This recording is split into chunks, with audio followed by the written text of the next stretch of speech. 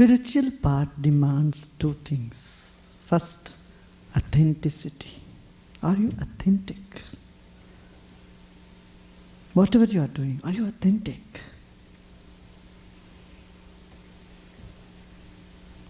The second thing it demands is intensity. Intensity. How intense are you in anything you are doing? If you are just lukewarm, there's no progress in spiritual path.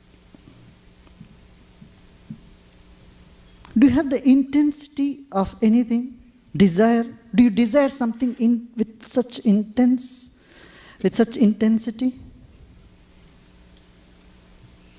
Do you have longing with such intensity? Or are you happy with such intensity? Are you happy? Just like a child, it's so happy, it's so intensely happy it is. It's not just sitting and smiling. The smile and joy pours out from its whole body. Haven't you noticed that? Have you seen small baby? 6-month-old baby, see how it laughs. When it laughs, is joy contained in a little lukewarm fashion? The joy of a child bursts. Similarly, the life force in you should burst out from you. Every cell of your body should vibrate, should exhibit the life energy. Your whole system radiates. That is spiritual. Then you say, oh, you are doing something. You are living your potential. Intensity in your expression, intensity in your experience, intensity even in your misery will take you on spiritual path. Not lukewarm misery. If you are so desperate and you cry your heart out, without shame, you are on the path. You are a seeker. So options. Intensely miserable, intense longing, or intense desire, or intense expression of joy. There is no fifth condition.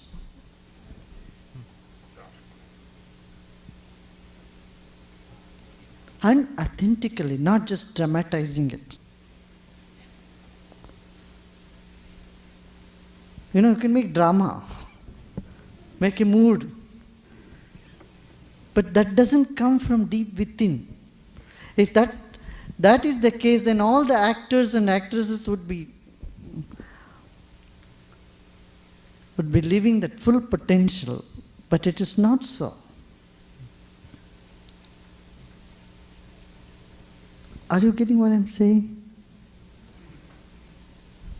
Intense expression of life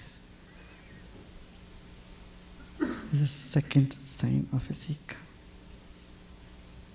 That doesn't mean you intensely get angry and go.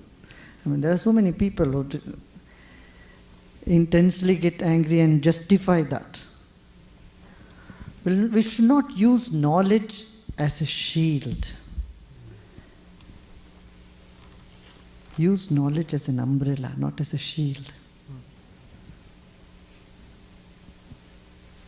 Then because you are at loss, if you use knowledge as a shield to cover up your whatever shortcomings, then you are at loss. And again, when you recognize shortcomings, don't hold on to them. This is another problem. Oh, I am no good, I am no good. Self-blame. If you are blaming yourself, remember, there is no chance for you to any progress. Because if you are blaming yourself, how can you go towards something which you are blaming? You try to stay away from that something which you blame. And if you blame yourself, will you ever be able to go deep within yourself? Self-blame prevents you from settling down. And if you cannot settle down, you are definitely going to blame others around you. And so we oscillate between self-blame and blaming others. This is the biggest pitfall on the path of evolution and the path to God. So whenever you blame, you're not blaming yourself. You're blaming God. So that golden rule we need to find, that golden line we need to find, that center point where you recognize the shortcomings but not start blaming yourself. The mere recognition take you further. Not denying and not blaming, but recognizing. Are you all with me? Is your mind still here? I want 100% of you here. I don't want only 30% of you here and then another 50% out somewhere in Santa Monica. Huh? 100% intense.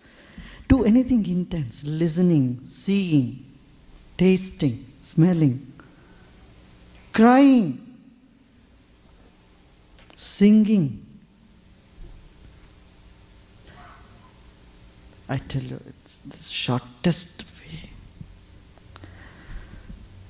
Patanjali, the propounder of yoga, he said that Tivra Samvega Nam Asana. That's the one who has the intensity for them. It's the yoga, the union, or the oneness of the mind becomes so easy.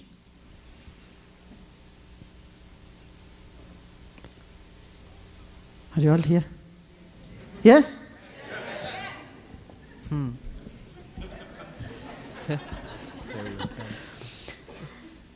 Often when people are upset, they are intense. And people who are peaceful, who are in love and joy, they don't seem to exhibit the intensity. Isn't it?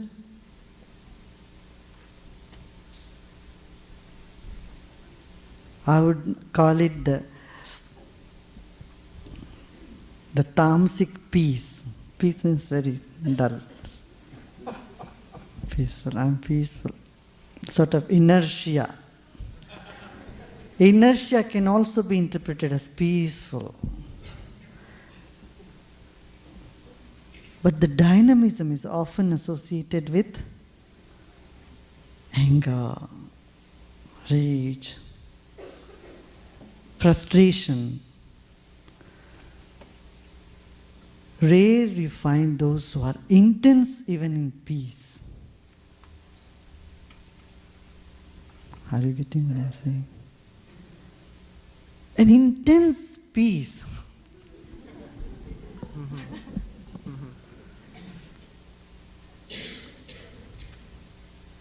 Is a goal you can aim at.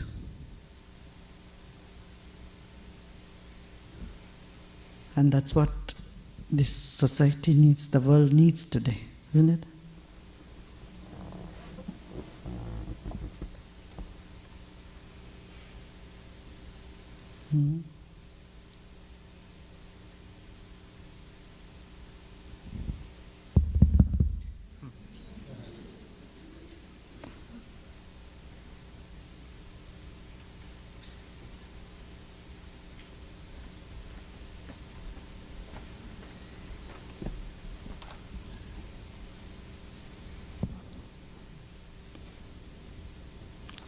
Let me see how many of you are really smiling, how many of you are not.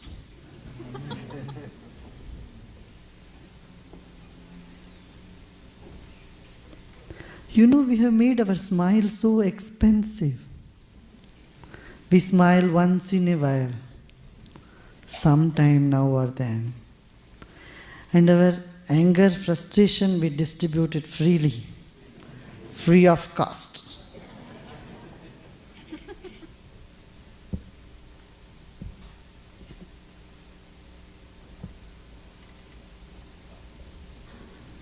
Can't we make our smile cheaper?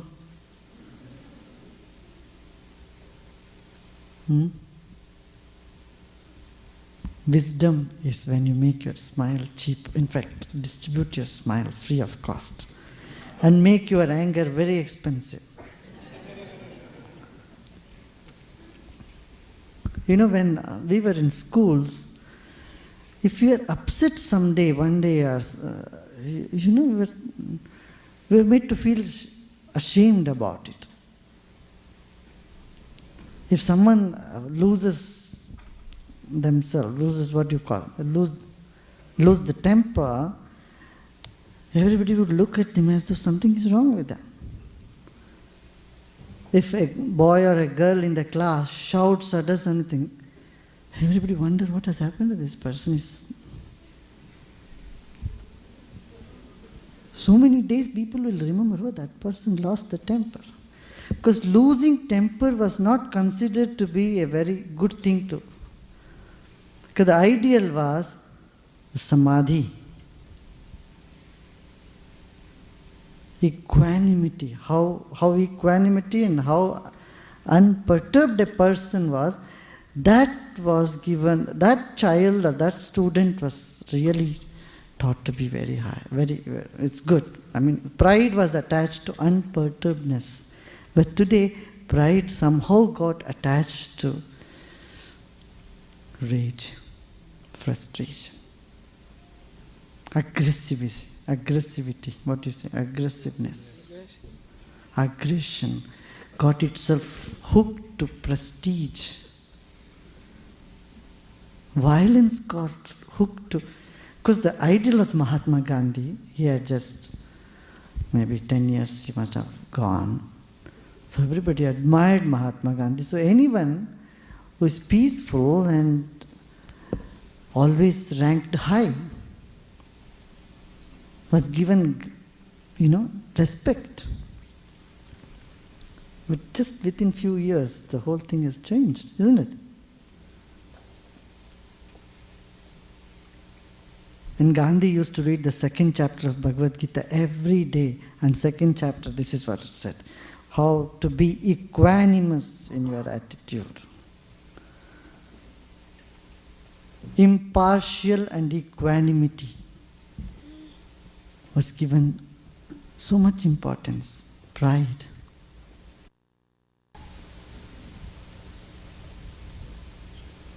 It's not suppression again. It value to whichever values you attach the pride to, that is what blossoms in life. Isn't it? You attach pride to violence, and violence will blossom, come forth in life. Violence will be exhibiting in every action.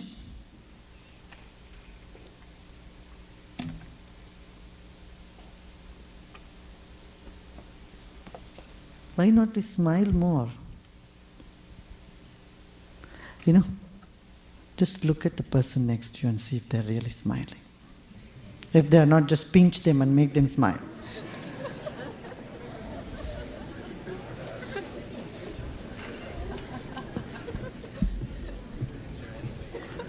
Tell them either you cry or smile. Nothing in between.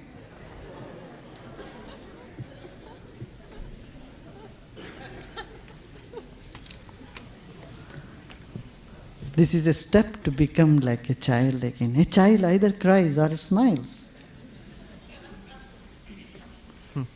Express yourself. And life finds an authentic expression. It progresses in the path of the Spirit. For Spirit is truth, Spirit is love, Spirit is joy. Spirit is all that we aspire, isn't that? Isn't that so?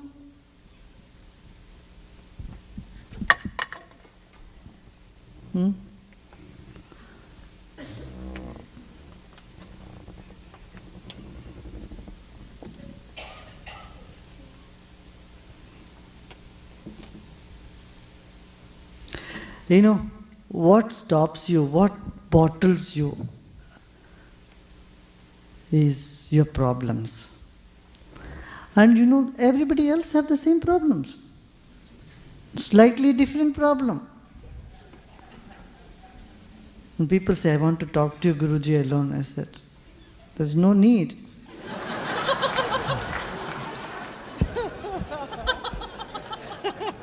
In the ashram, I kept 5 baskets. I know what the problem. Either the problem is about relationship, 1 basket. Job or finance, another basket. Health and health-related problem, 3rd basket. And miscellaneous, 4th one.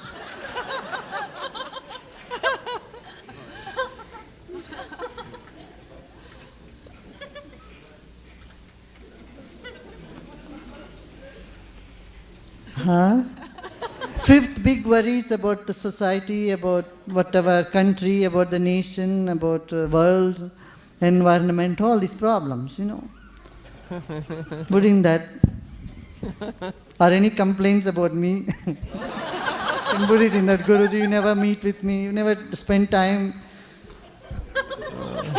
Too many people, I don't get time, I don't get to do this, you don't let me allow this, etc., whatever. You don't give me personal attention. Oh, put all that thing there. 5 baskets, all the problems. Then there's nothing. And I have my own ways to reply to them all.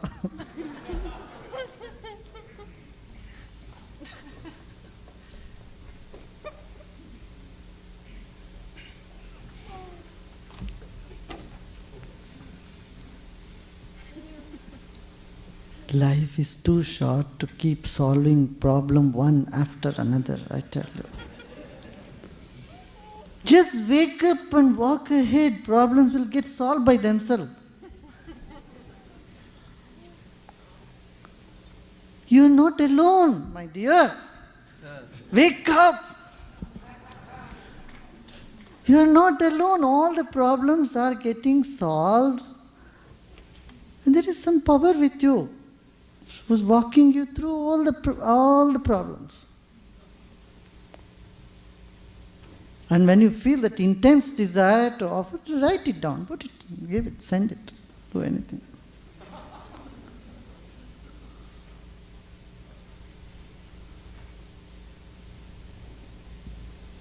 Huh? I'd say a teacher is a garbage collector.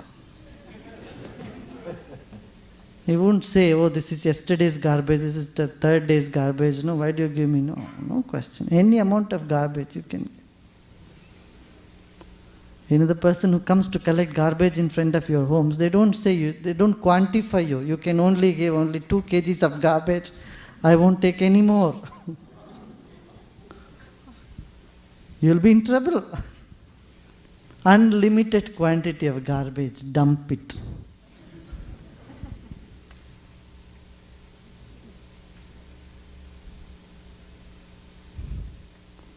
And we have hesitation even to do that. This is irony. This is the irony. That we have hesitation to drop a garbage.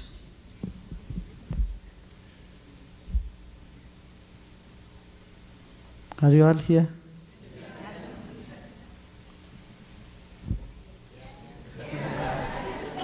See, I have no shame, I tell you.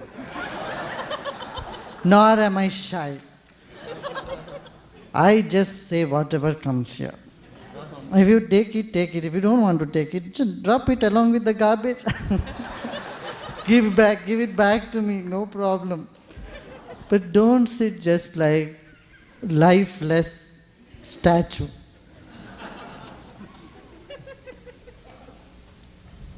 Yeah?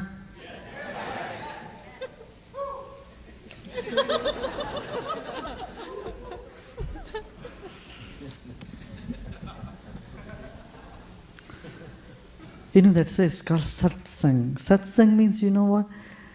Where you can just drop all what people would think about me sort of things and authentically be there. 100% authentic company of the truth.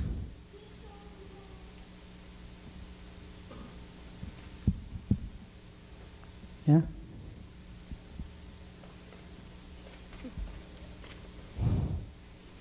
Okay, now we'll see the questions.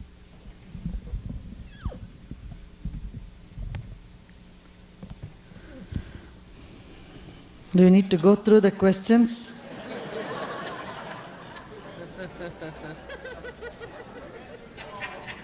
Answered them all. We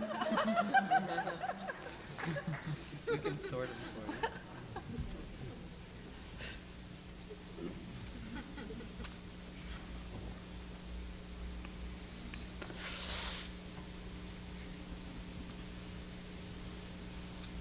Thank you for the grace you have brought to my life. How does one attain optimum physical health?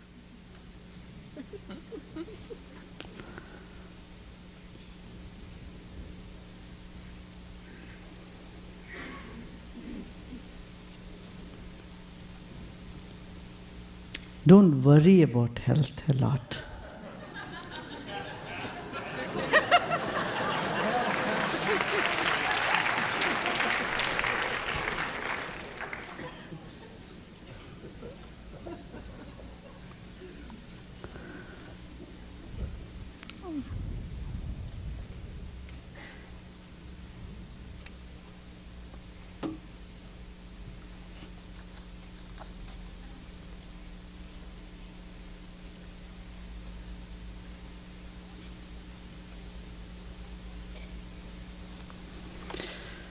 Could you speak on non-causal joy?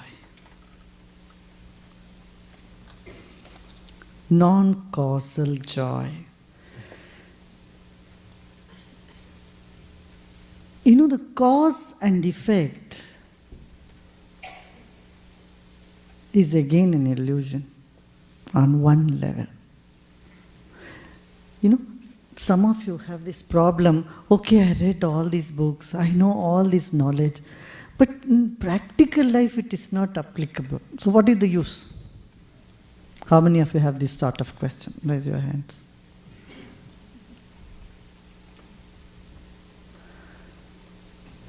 My dear, you should know there are two types of science. One is the pure science, another is the applied science. You learn about thermodynamics, aerodynamics, but all that you learn in physics, thermodynamics, aerodynamics, all that is not applicable everyday life, is it? But the knowledge of it helps you in some point of time. You can just learn being a mechanic, how to repair a car. You take a diploma course, not even a diploma, 3 months, go and sit with a mechanic, he will tell you how to fix a car. But that is not enough to be an engineer. An engineer will have to know the whole mechanics, the dynamics of how the car functions. Right? So all that you, as a theory you read, you study, may not come to your day-to-day use, but never discard them. Sometime in life they will come to your use, your help. It should just be there. Are you getting what I'm saying? At some point in life, in time, that will come to the help.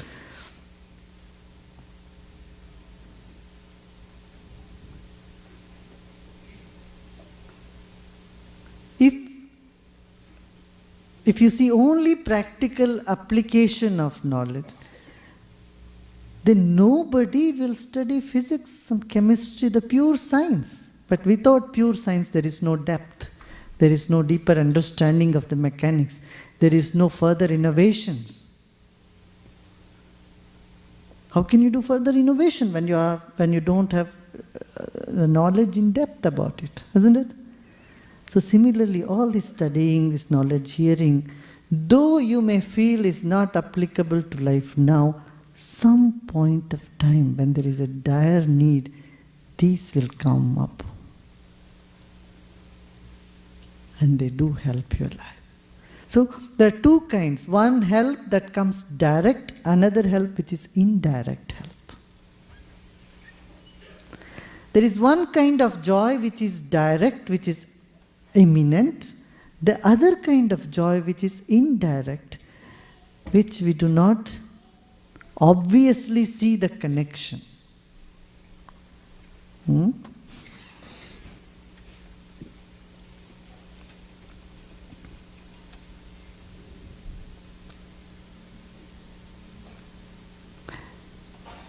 Like brushing your teeth every day doesn't give you any great joy directly, but it prevents you from toothache. It helps you from not having toothache. So in that manner, it is aiding your happiness, joy, indirect manner. Same with disciplines. Sometimes the disciplines that you practice, exercise or yoga, meditation, may not give you an immediate pleasure or joy or happiness, but in the indirect fashion, they do aid your growth. Are you getting what I'm saying?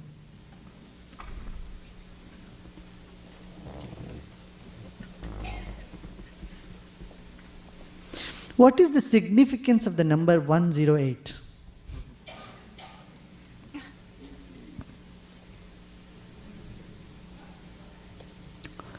Significance is what we attach to it. But one of the significance that people have attached to 108 is there are 9 planets. They counted 9, though there may be 10 or 11. So 9 planets and 12 constellations. So when 9 planets move through 12 constellations, they make 108 changes. Of these 108 changes, there may be pleasant, unpleasant, whatever. To nullify the unpleasant and to increase the pleasant effect of these changes, they would use chant the mantras or the sounds so many times. This was an ancient way to do that.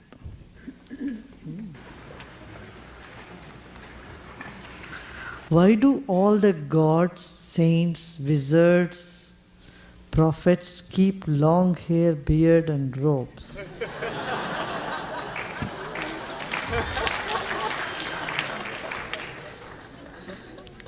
That's just their uniform, so you can recognize them.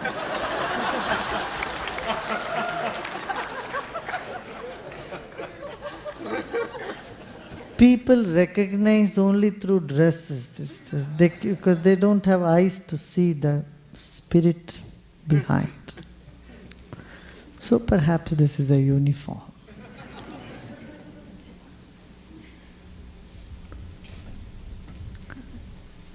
There was one Indian freedom fighter. He is a great scholar. He had written many books and all. Bankim Chandra Chatterjee or some, Bankim Chandra ji. He was invited for a dinner in the British time. He was invited for a dinner for his scholarly thing, and he was supposed to wear a coat and proper dress with a tie, coat and all that suit. But he just walked with a robe like this, dhoti and a simple shirt. He was not allowed in. So he went back home and he put on the suit and came.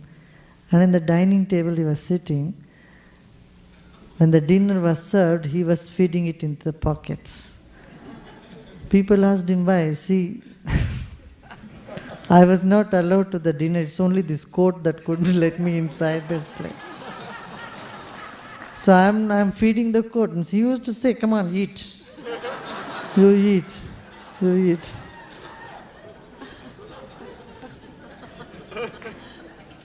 So don't have to be hung up on the dresses, long hair and beard. This is just, I don't have time to do all that shaving. Okay. These are not an essential requirement for spiritual growth. Just wake up and say, you are connected to God, however you are.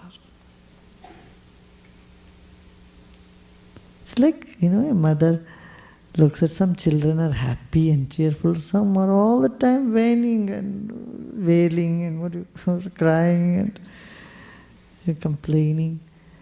So you choose what type of child you want to be.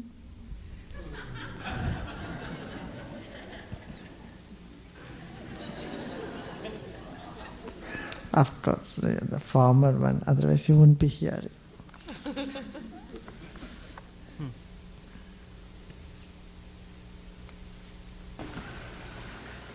Are we all God really? Is this absolutely 100% reality? Please expound on.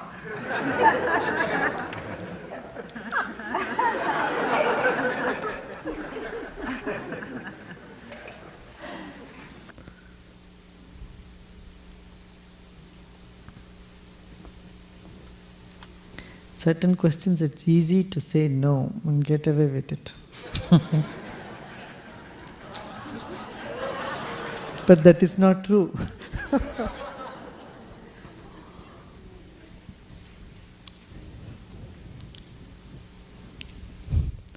Forget about God. First you have to tell me what is your concept of God. But if you just say God is love, I tell you, you are love. Even if you are angry, upset, frustrated, whatever state you are still love. Love distorted, fermented, spoiled a little bit here and there. All the negative emotions are nothing but distortions of love.